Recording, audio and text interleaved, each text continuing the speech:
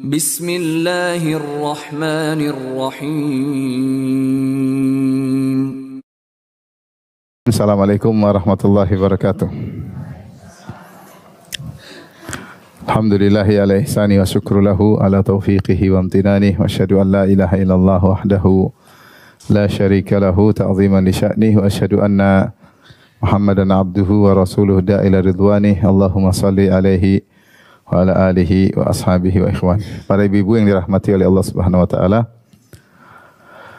pada kesempatan kali ini kita akan mengangkat topik dengan judul hidup yang bermanfaat, ya. Kehidupan adalah ibarat dari kumpulan waktu-waktu yang kemudian dirangkai menjadi umur. Jika kita berumur berarti kita masih hidup. Jika umur kita selesai maka hidup telah selesai. Dan kita semua menyadari bahwasanya umur kita setiap hari berkurang. Sebagaimana telah dikatakan oleh Hasan al-Basri, "Ya bani Adam, innama anta ayyam." Wahai anak Adam, sungguhnya engkau hanyalah, hakikatnya adalah kumpulan dari hari-hari. Fa idza dhahaba ba'dhul ayyami dhahaba ba'dhuka. Jika telah pergi sebagian hari, maka telah pergi sebagian dirimu.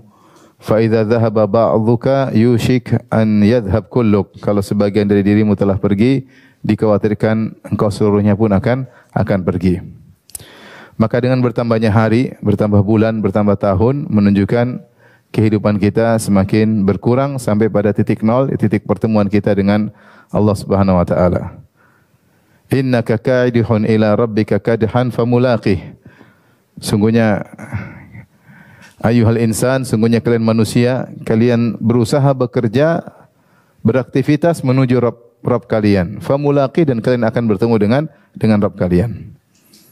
Maka kehidupan yang tersisa ini bagi kita, ya, ibu-ibu sekalian, ya, yang rata-rata kita sudah di atas 40 tahun ke atas, ya, sudah mulai nenek-nenek, ya. Maka hendaknya kita menjadikan hidup kita lebih bermanfaat. Yang lalu biarlah berlalu sebagai evaluasi bagi kita. Kita jadikan bahan untuk menjadikan kita lebih baik. Semua kita menyadari yang berlalu kurang bagus. Kita masih ingin yang lebih baik daripada yang telah lalu.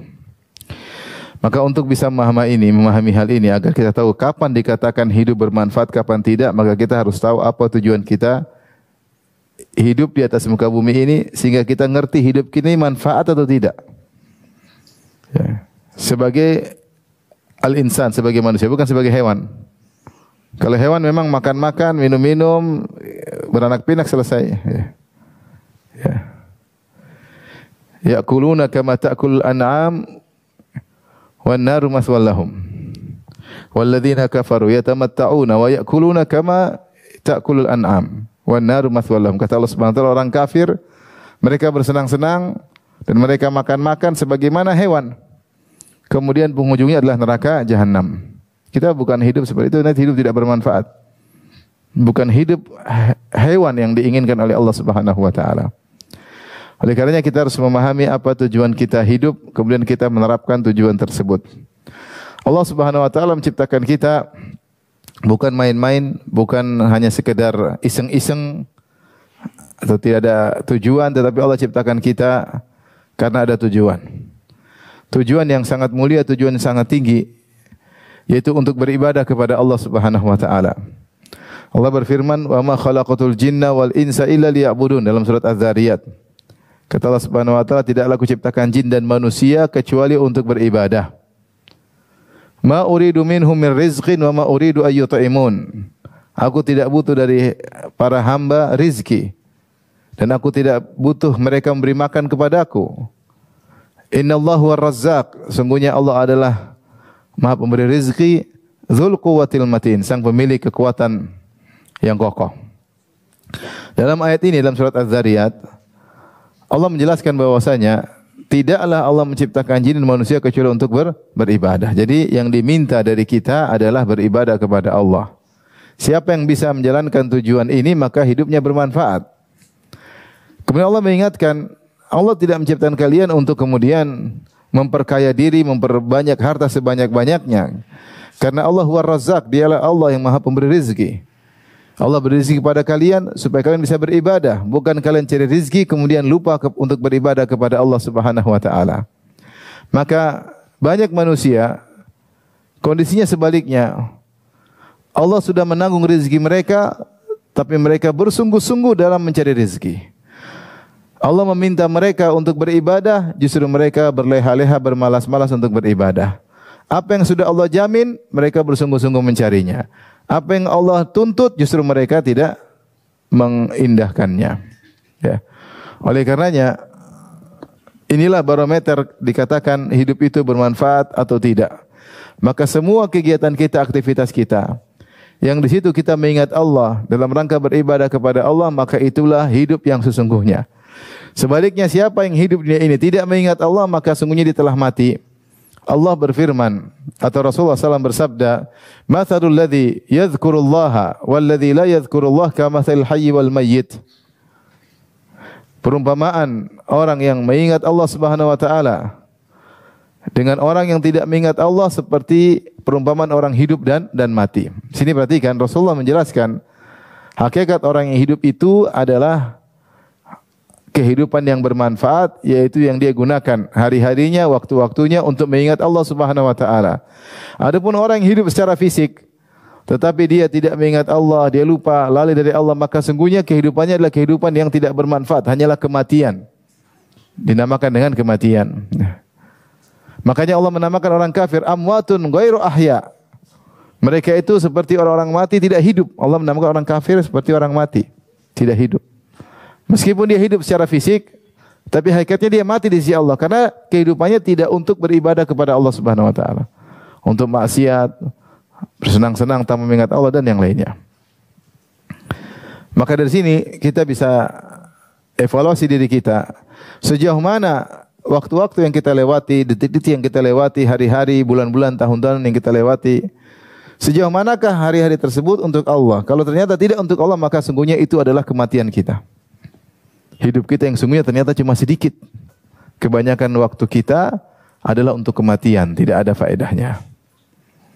Saya ingin sampaikan hal ini kepada diri saya pribadi, kepada ibu-ibu sekalian. Karena tadi saya katakan, kita hidup ini cuma sebentar. Sering saya sampaikan hadis Nabi SAW. A'maru ummati baina sittin ila sab'in wa aqalluhum man yajuzu dzalik. Umur umatku antara 60 sampai 70 dan hanya sedikit yang melampaui. Dan rata-rata ibu-ibu, coba saya ingin tahu, yang umurnya 40 ke bawah angkat tangan. 1, 2, 3, 4, 5 aja masih.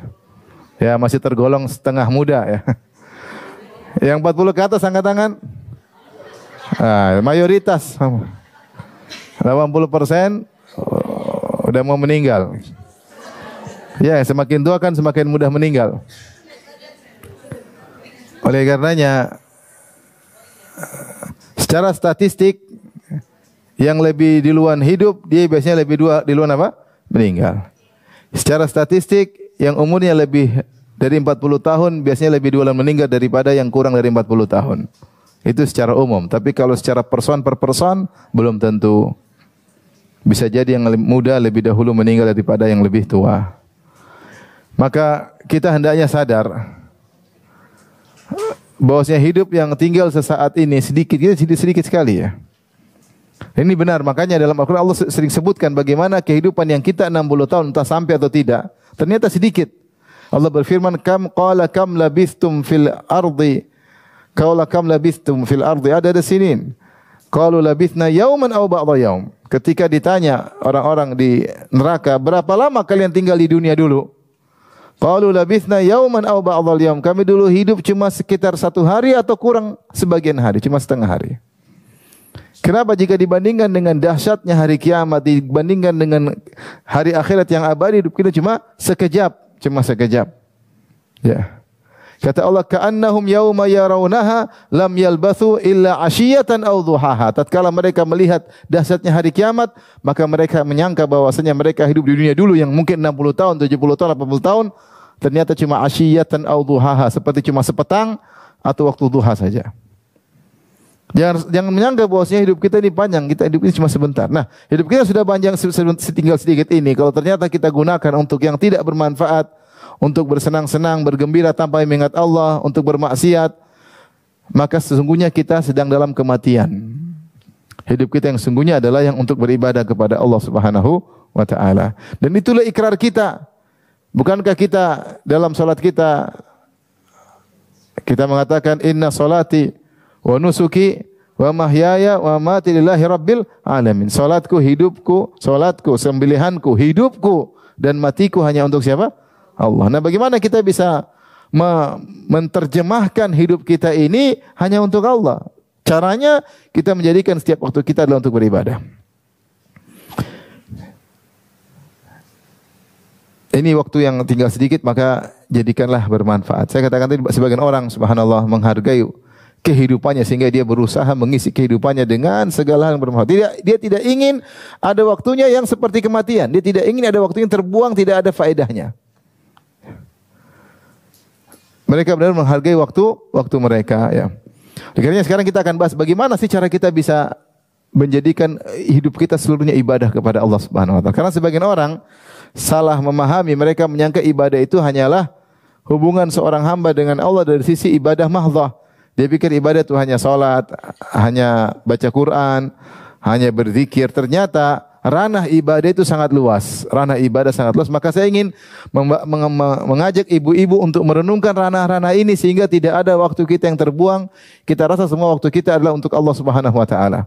Selalu orientasi kita adalah akhirat, pikiran kita Allah suka atau tidak suka dengan hal ini, Allah ridha atau tidak ridha. Itu yang selalu kita pikirkan sehingga kegiatan kita, aktivitas kita seluruhnya adalah kehidupan yang sungguh. Jadilah kehidupan kita kehidupan yang bermanfaat. Ibnu Qayyim bahas ini di dalam kitabnya Al-Jawabul Kafi. Beliau sebutkan bahwasanya kehidupan yang isinya maksiat, yang tidak ada faedahnya, sungguhnya kematian.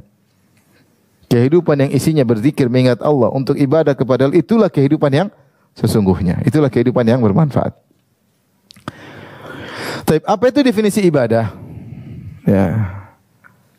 Dan sebenarnya saya ingatkan bahwasanya kita ini Allah itu ciptakan kita untuk ibadah dan Allah berikan sarana prasarana, bumi, alam semesta, kecerdasan, semuanya adalah untuk beribadah.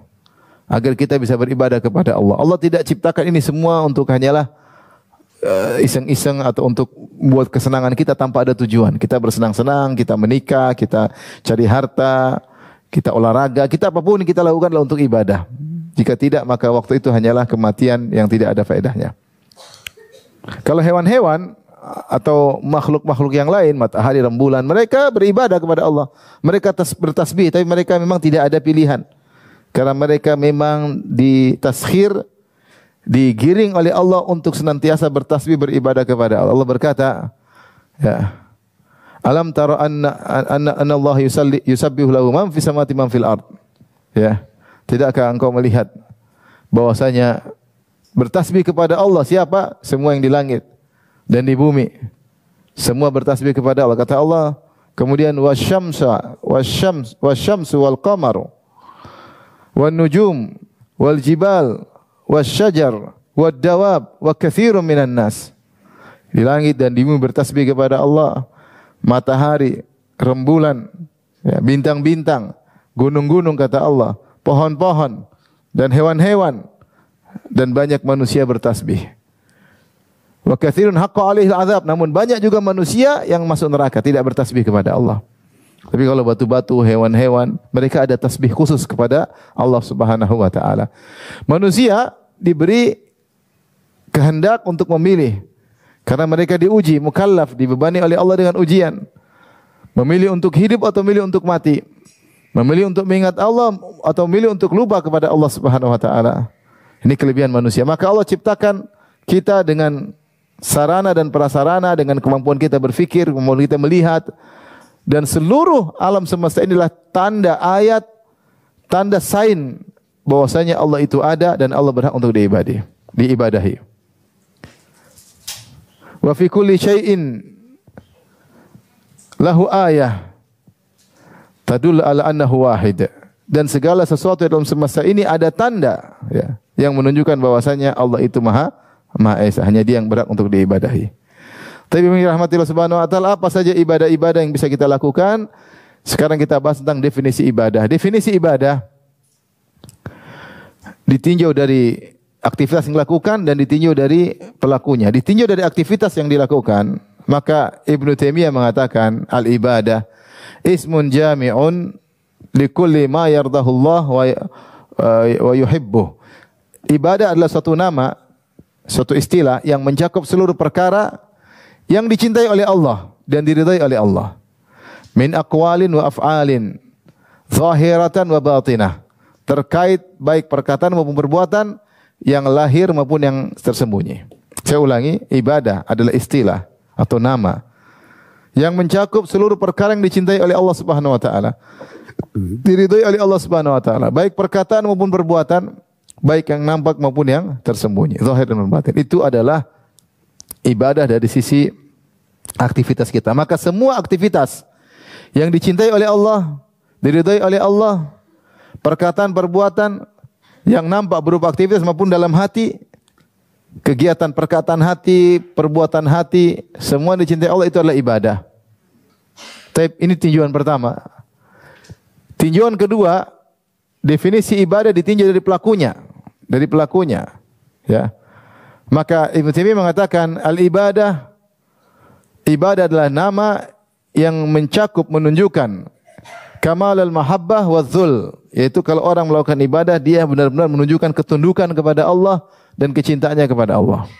Maksudnya dari sisi aktivitas, kita tahu aktivitas tadi semua yang dicintai oleh Allah adalah ibadah. Pelaku, agar kita dikatakan kita beribadah kepada Allah, kita harus melakukannya dengan penuh ketundukan. Penuh ketundukan, menghinakan diri. Karena ibadah maknanya secara bahasa artinya kehinaan, kerendahan. Makanya dikatakan dalam bahasa Arab sampai sekarang, kalau kita berjalan ke tempat mana kita bersafar, kita tanya, thariqun mu'abbad wala la? Itu jalan mu'abbad. Mu'abbad itu maksudnya sudah dipakai sudah di aspal misalnya, atau sudah diratakan sehingga mudah untuk diinjak. Sampai sekarang masih dikatakan dalam bahasa Arab, thariqun mu'abbad, itu jalan yang sudah diibadahi, maksudnya jalan yang sudah diratakan, mudah untuk diinjak, sudah datang doser untuk meratakannya atau diaspal, sehingga dikatakan thariqun mu'abbad, yaitu jalan yang mudah untuk ditunggangi, ya. Maka seorang ketika beribadah dengan ketundukan disertai dengan kecintaan kepada Rabbul Alamin, ini namanya aktivitas ibadah dan pelakunya sedang beribadah. Dari sini kita tahu ternyata ranah ibadah sangat banyak. Saya akan jelaskan contoh-contohnya agar kita bisa mengaplikasikan dalam kehidupan sehari-hari. Pertama, ranah ibadah yang jelas kita tahu, yaitu ibadah kita dengan Allah Subhanahu wa taala. Salat 5 waktu, puasa, ya kita sedang beribadah kepada Allah, baca Al-Qur'an. Apalagi Ibu? Apalagi zikir kepada Allah, subhanallah, walhamdulillah, wala ilaha illallah, Allahu akbar, astaghfirullahaladzim wa atubu ilaih, astaghfirullahaladzim wa atubu ilaih, la haula wala quwata illa billah. La haula wala quwata illa billah. Kalau ada masalah, hasbunallahu wa ni'mal wakil. Ya, ini semua ada musibah, inna lillahi wa inna ilaihi rajiun, alhamdulillah uli kulli hal. Ini semua adalah ibadah. Ibadah kita berdoa ketika masuk rumah, keluar rumah, berzikir kepada Allah. Masuk toilet, keluar toilet, kita berzikir kepada Allah Subhanahu wa taala. Ya. Masuk pasar kita beribadah, berzikir kepada Allah. Masuk suatu negeri kita beribadah kepada Allah. Mau safar kita berzikir kepada Allah. Semua zikir adalah ibadah kepada Allah Subhanahu. Karena kita sedang mengingat apa? Allah Subhanahu wa taala. Kita renungkan sudah berapa banyak bagian kita untuk melakukan ibadah model ini. Ibadah yang terkait dengan langsung mengingat Allah Subhanahu wa taala, seperti salat, puasa, kemudian berzikir, baca Al-Qur'an, ya. Doa-doa yang kita panjatkan, zikir-zikir yang kita panjatkan, zikir keseharian, ini semua ibadah. Zikir pagi petang, semua inilah ibadah kepada Allah. Maka kita harus punya bagian dari model ibadah itu. Dan harus banyak. Harus bukan sedikit, harus banyak ibu-ibu. Ibu-ibu ada salat 5 waktu, ada qobliyah dan ba'diyah. Sudahkah ibu-ibu lakukan? Jangan sampai ibu cuma salat, qobliyah tidak ada, ba'diyah tidak ada. Ya. Karena kalau ingin ibadah fardu kita sempurna, kita sertakan dengan qobliyah dan ba'diyah. Karena ketika manusia dihisab pada hari kiamat kelak, Allah suruh lihat kepada malaikat, "Unzuru hal lil ibadi min tatawwu'in," wahai para malaikat, lihatkah Lihatlah apakah hamba-hambaku punya ibadah-ibadah sunnah. Tujuannya apa? Untuk menambal kekurangan yang terjadi pada ibadah yang wajib. Kita ada salat. Salat kita tidak ada yang sempurna. Salat sampai pikiran kemana-mana. Salat sambil cepat-cepat. Salat sering lupa, ya. Salat mau di akhir waktu, mau sebentar lagi apa keluar waktu. Salat buru-buru. Pikiran melayang kemana-mana. Nah, di antara yang bisa menyempurnakan salat kita adalah yang sunnah-sunnah, qobliyah dan apa? Ba'diyah. Sehingga pahala salat kita sempurna. Sama zakat, kita mungkin kurang sempurna, mungkin salah hitung. Mungkin ketika kita kerja masih tercampur hal yang syubhat atau sedikit-sedikit yang haram. Bagi kita bayar zakat, di antara penyempurnanya adalah sedekah-sedekah. Tapi puasa Ramadan adalah yang wajib. Mungkin kita kurang sempurna, kita tambal dengan puasa-puasa apa sunnah seperti itu, ya. Nah, ini hari-hari kita lewati dengan baca Al-Quran. Jangan sampai sehari lewat tidak baca Al-Quran. Ini namanya hidup kita bermanfaat. Tapi ibadah berikutnya, ini insya Allah pada tahu ibadah seperti itu. Yang orang begitu dengar dia tahu itu ibadah. Ibadah yang lain, contoh, yang bisa kita aplikasikan dalam hidup kita sehari-hari adalah ibadah menjadi bermanfaat bagi orang lain. Bermanfaat bagi orang lain. Dengan memberi manfaat kepada orang, sungguhnya kita telah beribadah dengan ibadah yang sangat agung. Rasulullah bersabda, khairukum anfa'ukum linnas. Sebaik-baik kalian adalah orang yang paling bermanfaat bagi orang lain. Jadilah kita berkah. Nabi Isa alaihissalam dia berkata tentang dirinya, wa ja'alani mubarakan aina ma kuntu. Allah menjadikan aku berkah dimanapun aku berada. Dikatakan Nabi Isa berkah di antaranya dengan dua tafsiran. Qadda'an li hawaijin nas, dia suka membantu keperluan orang lain. Yang kedua mualliman lil khair, di mana-mana dia ngajarin kebaikan. Dia membantu kebutuhan orang lain. Yang kedua dia senantiasa mengajarkan kebaikan pada orang lain. Nah, makanya dalam hadis Rasulullah SAW bersabda, kullu sulami ala kulli sulami minan nasi sadaqah. Kullu yawmin tatlu alaihi syams. Kata Nabi, setiap sendi dalam tubuh kita wajib untuk disedekahi setiap hari. Itu bentuk syukur kita atas sendi-sendi yang kita gerakkan dengan mudah. Sendi di bahu, di badan, di kaki, di tangan, mungkin di leher, di mana sendi-sendi kita gerakan dengan mudah. Ini semua wajib untuk disedekahkan setiap hari. Harus ada sedekahnya sebagai bentuk syukur. Bagaimana bentuknya? Cara sedekahnya Rasulullah mengatakan di antaranya ta'dilu baila isnain. Kau berbuat adil terhadap dua orang. Ada dua orang yang datang minta hukum kepadamu, kau menghukum dengan adil, sungguhnya itu adalah sedekah. Kemudian wa ta'inu rajul, kau bantu seorang, ya. Fatahmiluhu alaih, ya, fatahmilu mata'u ala dabbati au tahmilu alaih. Cara kau bantu orang, ada dia mungkin bawa barang, dia tidak kuat, kau angkat barangnya. Ini kau membantu orang lain dengan tenaga. Kau angkat barang tersebut, kau letakkan di atas tunggangannya. Kalau zaman sekarang kita angkat, kita bantu angkat, taruh di mobilnya. Atau dia tidak mampu untuk naik onta, kita angkat dia, mudahkan untuk naik onta, maka itu adalah sedekah. Kata Nabi SAW, wal kalimatu thayyibatu sadaqah. Berkata-kata yang baik menyenangkan orang adalah sedekah. Ternyata di antara bentuk ibadah luar biasa adalah seorang menjadi orang yang mubarak, di mana dia memberi manfaat kepada orang di sekitarnya. Makanya Nabi SAW menyamakan korma dengan orang yang berkah. Kata Nabi SAW, inna minasyajari lama barakatuhu ka barakatil muslim fahadithuni ma huwa. Kata Nabi, sungguh ada pohon yang keberkahannya sama seperti keberkahan seorang muslim. Kabarkanlah kepadaku pohon apa tersebut. Akhirnya Nabi katakan pohon tersebut adalah nakhlah, korma. Korma itu kenapa dikatakan pohon berkah? Karena seluruh bagian dari korma semuanya bermanfaat. Tidak ada bagian dari pohon korma yang tidak bermanfaat. Maka dikatakan dia pohon berkah. Daunnya bermanfaat, batangnya bermanfaat, kemudian bahkan bijinya bermanfaat, apalagi buahnya bermanfaat, pelepahnya semuanya bermanfaat, ya. Semuanya bermanfaat. Tidak ada serabut korma itu pun bermanfaat. Kalau zaman dulu digunakan untuk seperti kapas diguling atau dibantal. Tidak ada satu bagian pun dari pohon korma yang tidak bermanfaat. Makanya dikatakan pohon tersebut adalah pohon yang berkah. Apalagi kalau kita bicara orang-orang Arab di zaman Nabi SAW, kehidupan mereka tidak jauh dari korma. Mereka bikin rumah pakai korma, mereka makan korma, mereka bikin tempat tidur tikar dari korma, mereka bikin bantal juga dari bagian dari korma, mereka memberi makan kepada hewan mereka pakai biji korma, semua terkait dengan korma. Sehingga dikatakan korma adalah pohon yang berkah. Ternyata keberkahan korma ini Rasulullah samakan dengan seorang muslim. Kata Nabi, tahukah kalian ada suatu pohon berkahnya seperti berkah seorang muslim. Ini dalil bahwasanya seorang muslim harus berkah, sehingga hidupnya bermanfaat. Nah, ibu-ibu sekarang dalam hidup ini, coba berpikir bagaimana saya beri manfaat kepada orang lain yang ada di sekitar saya, yang saya mampu. Orang yang paling utama saya beri manfaat adalah suami saya. Ibu bilang gitu, yang paling bermanfaat adalah pasangan saya. Gimana cara saya bisa beri manfaat kepada suami saya? Rasulullah pernah berkata kepada Fatimah, "Ya Fatimah, isbiri.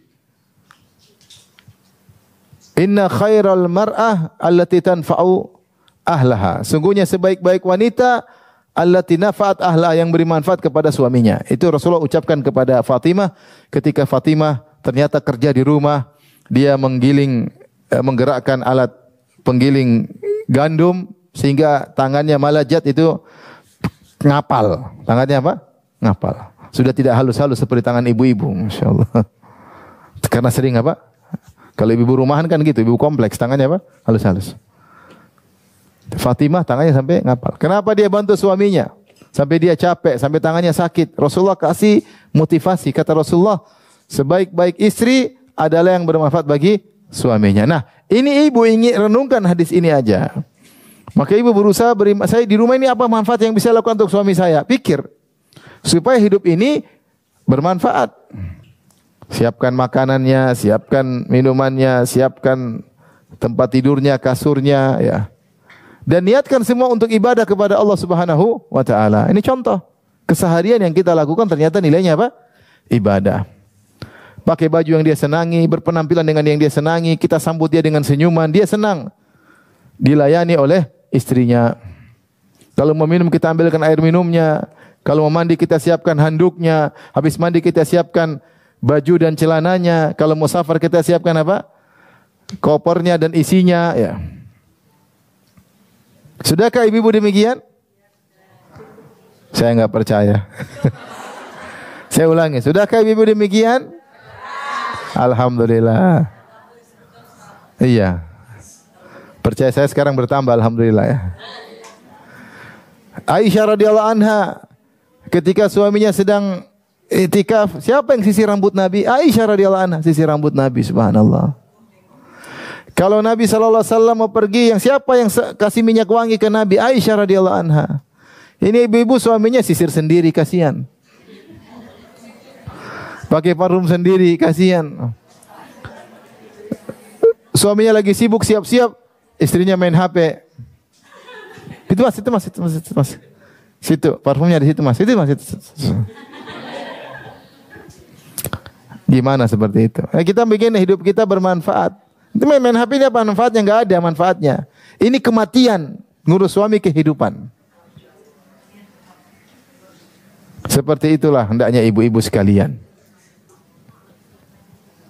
Saya sering cerita, saya tidak pernah bosan cerita ini biar menancap ke ibu-ibu. Saya punya kawan, istrinya 3. Yang paling dia cintai bukan yang paling cantik. Dia bilang, Ustaz, ini nomor ini yang paling saya cintai. Istrinya sudah bisa dinomorin sama dia. Nomor ini yang paling saya cintai. Kenapa? Dia yang paling cantik kah? Paling muda? Bukan, Ustaz. Bukan paling cantik, bukan paling muda. Tapi dia yang paling melayani saya. Saya kalau mau pulang, dia telepon, Abi mau makan apa? Mau minum apa? Ditanya. Besok mau sarapan apa? Udah, jangan, saya nggak butuh pengakuan ibu-ibu, ya. Saya mau cerita aja. Ayo makan apa, mau minum apa. Begitu saya pulang, dia sudah siapkan. Dia buka baju saya, dia buka kaos kaki saya, dia buka sepatu saya. Dia siapkan makanan. Kalau makanan tersebut isinya ikan, dia lepaskan tulang-tulangnya.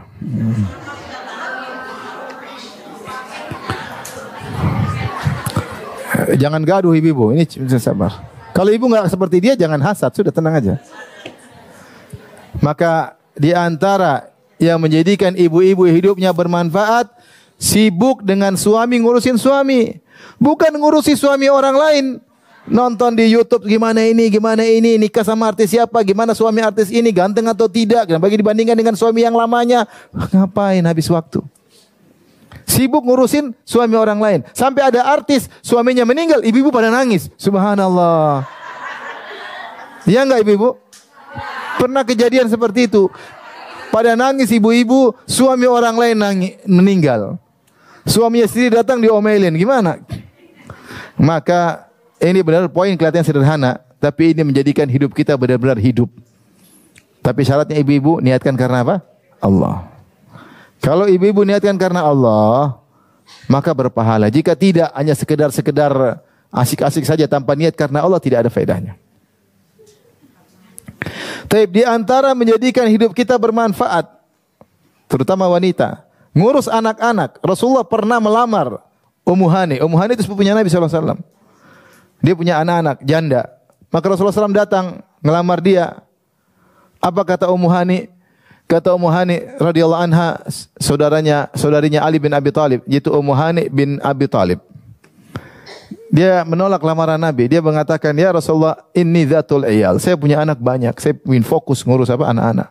Dia tahu kalau jadi suami istri Nabi, dia harus ada urus suami yang banyak. Kata dia, enggak. Saya banyak. Rasulullah puji dia. Kata Rasulullah sallam, khairu nisa'in raqibnal ibil nisa'u Quraisy. Sebaik-baik wanita yang mengendarai onta, maksudnya wanita Arab, adalah wanita Quraisy. Kenapa? Ahnahu ala tifl, yang paling perhatian sama anak-anak. Wa ar'ahu ala zauj fi dzati yadihi, yang paling perhatian sama suaminya ketika pandai mengurus uang suaminya. Tidak mubadzir. Lihat di sini, Rasulullah sebutkan bahwasanya Ummu Hani dipuji oleh Nabi karena dia sibuk ngurus anak-anak. Maka saya ingatkan kepada ibu-ibu yang dirahmati Allah Subhanahu wa taala, kalau masih punya anak diurusin. Niatkan karena Allah, diajak ngobrol, ditemani, diberi arahan, dinasehati. Meskipun sudah besar, sudah nikah, kita tetap nasihati. Putriku begini, kamu jangan gitu sama suami, ingat pesan mama ya. Kamu jangan seperti mama. Cukup mama aja sama papa, kamu harus berbeda gitu, nasihati. Nasihati. Layani apa? Suamimu. Sungguh melayani suamimu adalah apa? Ibadah. Jangan lupa sholat malam. Suami senang kalau lihat istrinya sholat malam. Jangan lupa baca Quran. Suami bahagia lihat suaminya, istrinya baca Quran. Suami kepalanya pusing lihat ibu-ibu buka marketplace terus ya. Maka nasihati. Anak-anak diperhatikan. Apalagi masih kecil-kecil. Itu kesibukan yang bermanfaat. Itulah kesibukan yang setiap detik kita lewati akan menjelma menjadi kebahagiaan di alam barzakh maupun di akhirat. Itu namanya hidup bermanfaat. Taib. Oleh karenanya, dimanapun kita berada, kita berusaha agar kita ini bermanfaat bagi orang lain. Bagaimana cara kita dapat pahala terhadap orang yang kita ajak interaksi? Ibu bukan banyak interaksi sama suami, interaksi sama anak-anak, interaksi sama pembantu, interaksi sama tetangga, interaksi sama kawan-kawan, interaksi sama kerabat. Ini semua jadikan lahan pahala. Dimanapun kita duduk sama mereka, harus ada pahala yang mengalir. Gimana caranya? Pikirkan sendiri. Sama tetangga ya, paling tidak senyum, basa-basi kayak mampir ke rumah, enggak basa-basi aja. Ada yang bisa saya bantu, basa-basi senang. Assalamualaikum, senyum. Wal kalimatu thayyibatu sadaqah, kata-kata yang baik sedekah. Tabassumuka fi wajhi akhika sadaqah, senyum kepada saudaramu sedekah. Jangan lewat tetangga muka masam, mandang dengan merendahkan, kita enggak dapat pahala. Sama pembantu juga demikian. Ramah, sabar, kalau tegur yang baik. Kalau salah diajarin, kalau ngomel yang pantas. Ya. Kalau dia salah karena dia sudah berusaha, kita maafkan, dia sudah berusaha cuma dia tidak mampu, ya sudah. Kalau tidak, kita suruh dia pekerjaan yang berat, kita ikut bantu. Kalau kita makan kita kasih sama dia. Jangan kita makan pizza, dia makan pisang goreng. Sama-sama pizza dong. Kasih, tidak mesti sebangku, kasih sama dia. Sunnah Nabi SAW. Apa yang kita makan, kita kasih makan pembantu kita. Apa yang kita makan, dia juga makan. Ini dia sudah masak enak-enak, terus dia nggak makan, kita yang makan. Dia tidak makan hasil makannya sendiri. Maka cari pahala dalam segala hal. Sehingga waktu kita tidak ada yang terbuang sama sekali, ibu-ibu. Karena hidup kita ini bermanfaat, harus berzikir kepada Allah Subhanahu wa ta'ala. Di antara bentuk zikir kepada Allah adalah dengan berkah kepada siapapun. Sehingga ciri-ciri wanita yang berkah, Sebagaimana tadi Nabi Isa, wa ja'alani mubarakan aina ma kuntu. Aku dijadikan berkah oleh Allah dimanapun aku berada. Ciri wanita yang berkah, dimanapun dia berada diharapkan kehadirannya. Itu wanita berkah. Kalau tidak ada dia kurang asyik kata orang. Kalau ada keluarga semua pingin ada dia hadir. Kalau kakak adiknya dia semua merindukan untuk dia hadir. Kalau suaminya merindukan kapan istriku pulang. Suaminya di luar pingin sekali pulang ketemu apa? Istrinya. Orang tuanya senang kalau dikunjungi, berharap dikunjungi oleh anaknya. Tante-tantenya senang kalau ketemu dengan dia, dihibur oleh dia. Ya, tetangganya pun senang itu tetangga yang baik. Semua orang suka dengan kehadirannya. Dia di masjid semua orang senang sama dia. Nah, itu tanda orang itu adalah berkah. Karena di mana-mana dia memberi manfaat kepada yang lain. Tapi kalau sebaliknya di mana-mana dia tidak diharapkan kehadirannya. Kalau dia left dari grup, semua orang bersyukur alhamdulillah. Kalau ada acara dia tidak datang, semua bersyukur alhamdulillah. Kenapa? Orangnya bawel, sombong, angku, ngomel, merendahkan orang lain. Ada wanita seperti itu? Ada. Maka ibu jangan demikian. Ibu jangan pikir sebaliknya, bagaimana saya bisa mengambil manfaat dari orang. Namanya asas maslahi. Ada manfaat baru saya temani, saya ambil sebanyak. Enggak, kita sekarang berpikir sebaliknya. Saya berkah, apa yang bisa manfaat yang saya berikan pada dia. Orang depan saya ini apa yang bisa saya beri manfaat.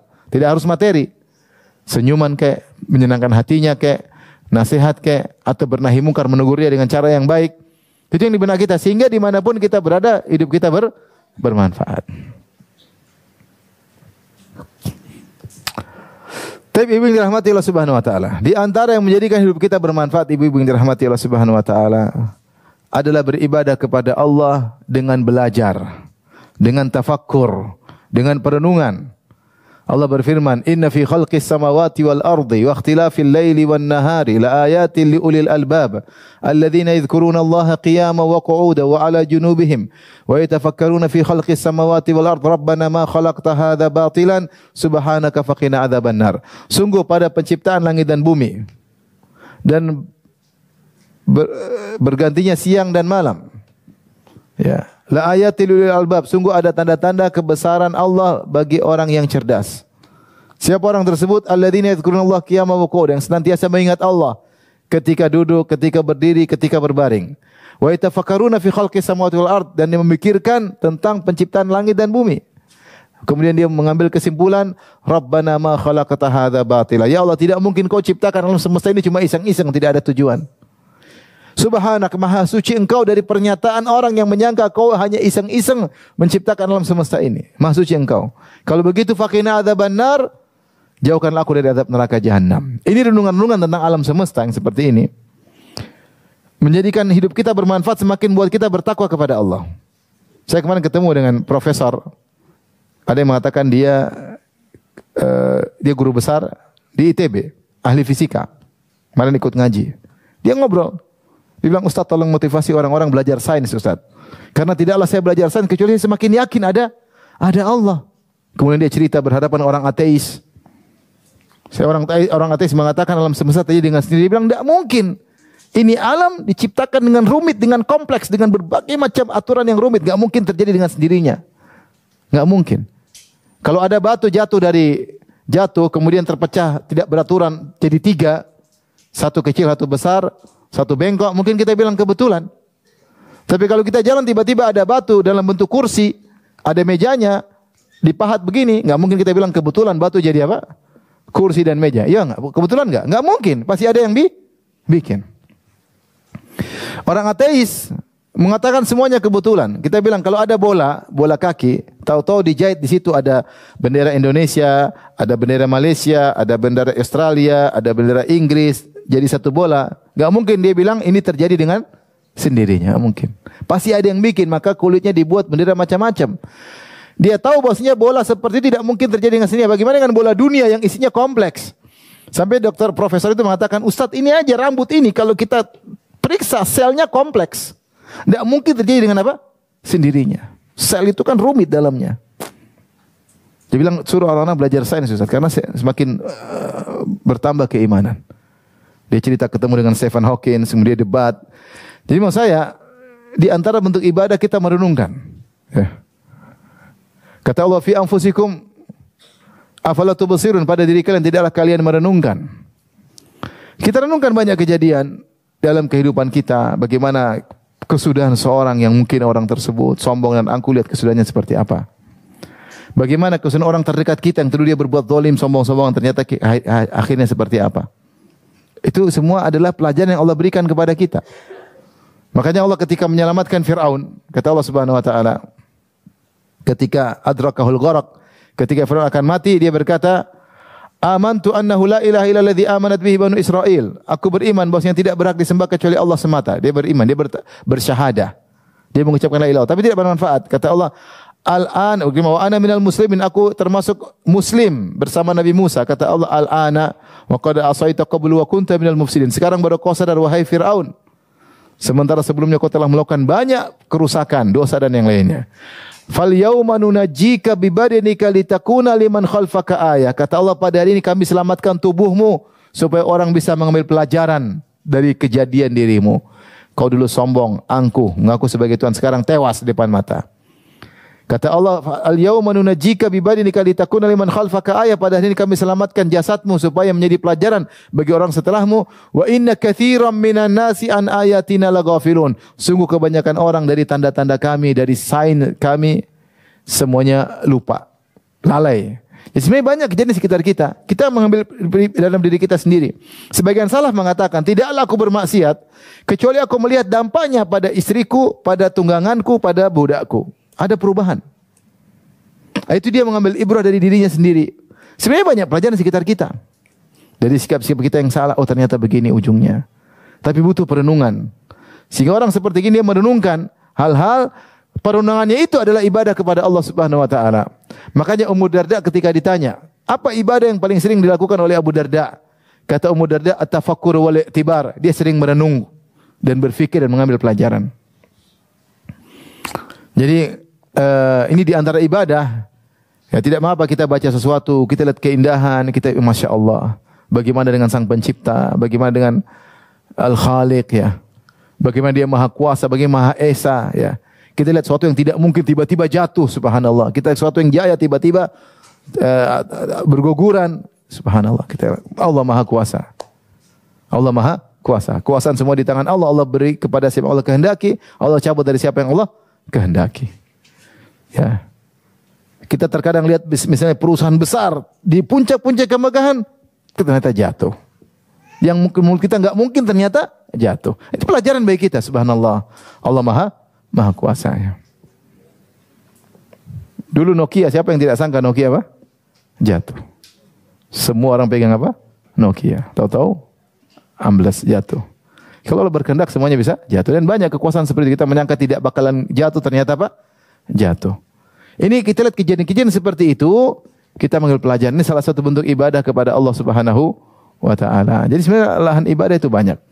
Contoh, di antara agar menjadikan hidup kita bermanfaat, misalnya kita berakhlak mulia.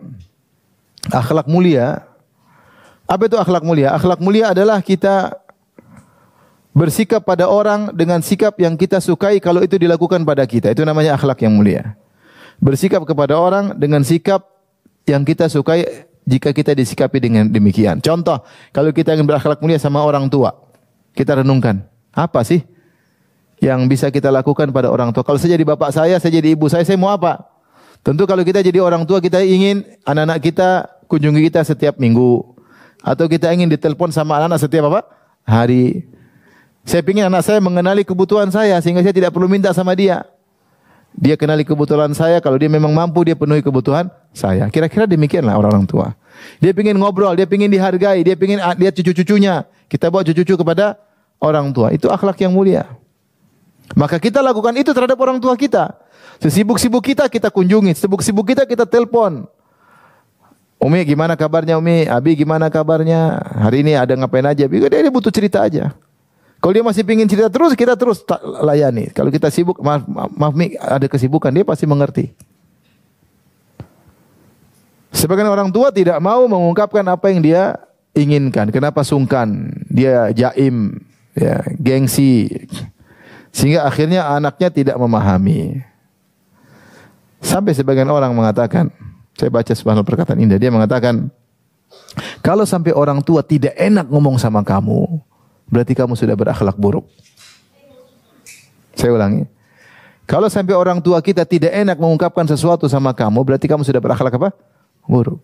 Berarti kamu menyikapinya itu dengan, kalau orang tua sangat dekat dengan kita, kan dia mudah mengungkapkan. Karena dia tahu anaknya sangat murah hati. Dia tahu anaknya sangat mau mendengar curhatannya.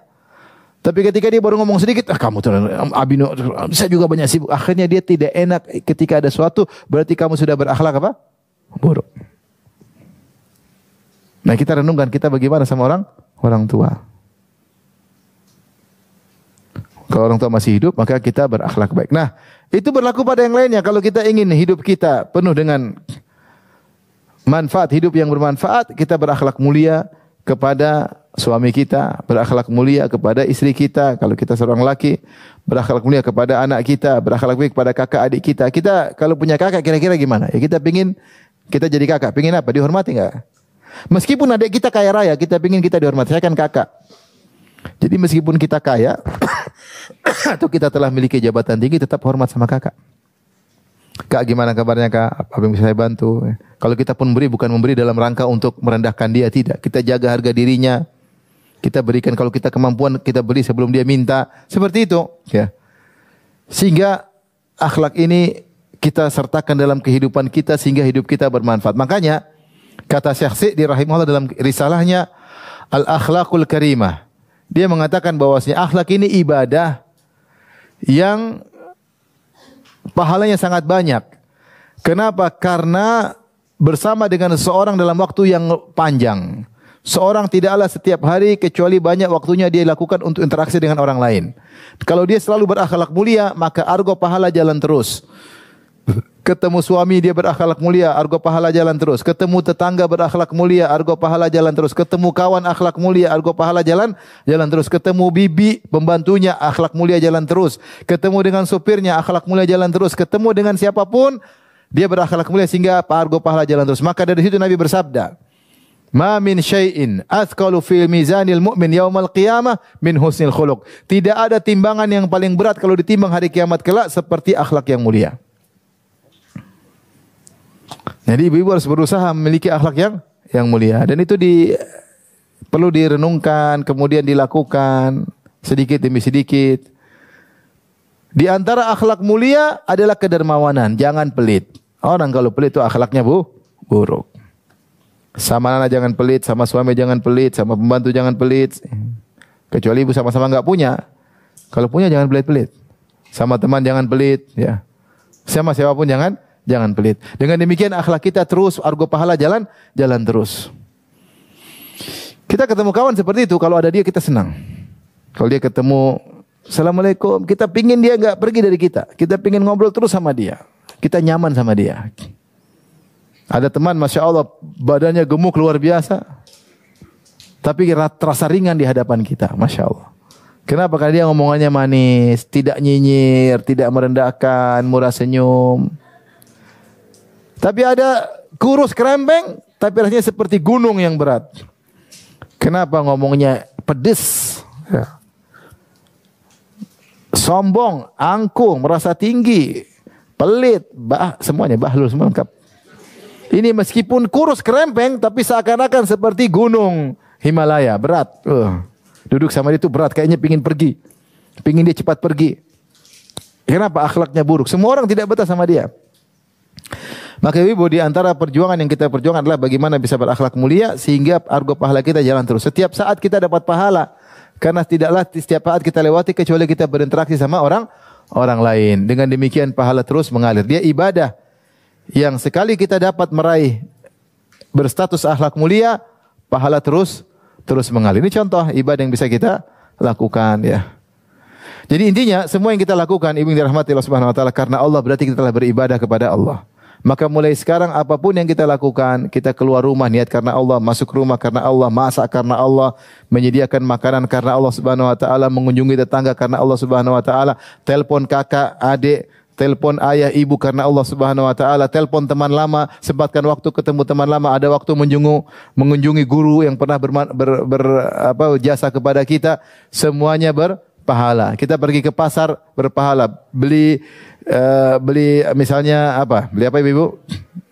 Beli tempe, beli tahu, beli sayur, niatkan karena Allah. Saya ingin masak menyenangkan apa? Suami dan anak-anak. Semuanya berpahala. Syaratnya niatnya dipasang. Niatnya dipasang. Sehingga jadilah waktu ibu-ibu berkah, hidup ibu-ibu berkah karena Allah Subhanahu wa taala. Ini saja mungkin yang saya sampaikan ibu-ibu yang dirahmati Allah Subhanahu wa taala.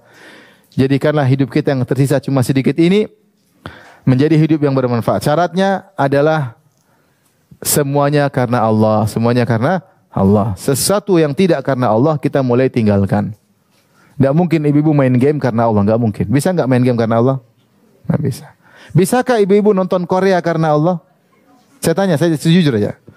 Bisa enggak nonton Korea karena Allah?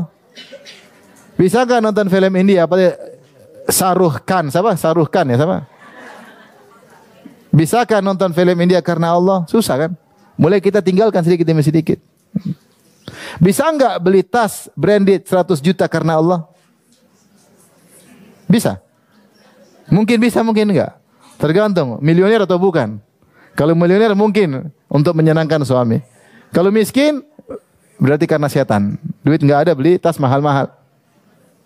Ya. Bisakah ibu-ibu ke salon karena Allah? Oh, bisa, insya Allah.